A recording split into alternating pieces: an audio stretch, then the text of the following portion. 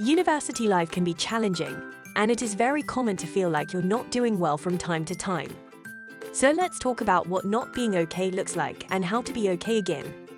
To begin, here's a quick 4D guide you can use to check up on how things are going. You can ask yourselves these questions or apply them to your friends too. Number 1. Deviance. Are things out of the norm or unusual? For example, are you sleeping or eating a lot more or less than before? Or no longer interested in doing things that you used to enjoy? Number 2. Distress. How much are you bothered by it? For example, are you feeling very down and overwhelmed? Or do you feel extremely worried or anxious? Number 3. Dysfunction. Is it affecting your performance or relationships? For example, are you finding it difficult to maintain relationships? Or are your grades slipping because of how you feel? Number 4. Danger. Will it cause harm to yourself or others? For example, have you stopped looking after yourself properly? Or have you thought about hurting yourself or others? Saying yes to any one of these questions indicates that something might not be okay, but it is important to look at the full picture too. However, there is one exception. If you feel that there is danger, it is important to look for support immediately, even if the other Ds are not met. So, how do you become okay again?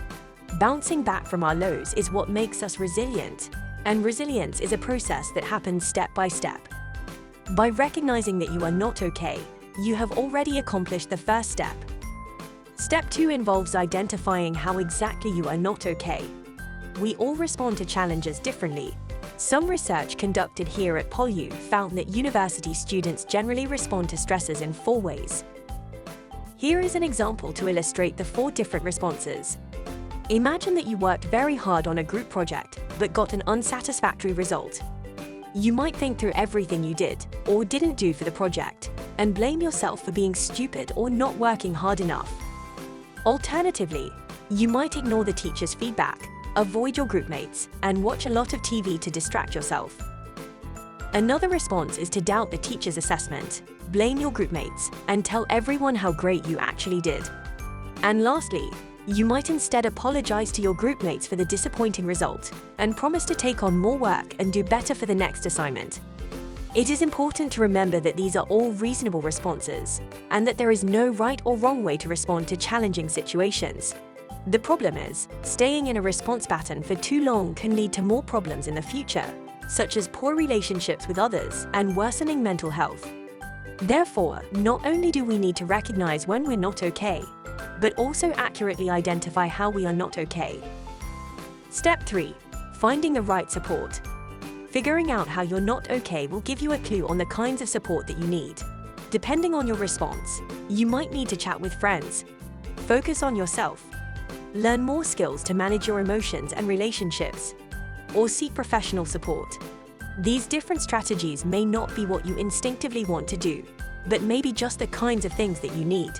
Also, there is not a single formula that works for everyone, and our needs can change over time. So, it is important to stay open-minded and try different things to figure out what works best for you. Step 4. Moving forward and planning for the future. Resilience is a process that is continually challenged and transformed. The more you get through the steps above, the more tools and resources you will gain, and the more prepared you will be for the future ahead. Keep in mind that seeking out resources to help yourself is always a smart and mature thing to do. Learning about yourself and your needs is also an essential part of becoming an adult. We are all constantly learning how to become more resilient, and university is just the place for you to safely explore and build on these skills. Enjoy university life.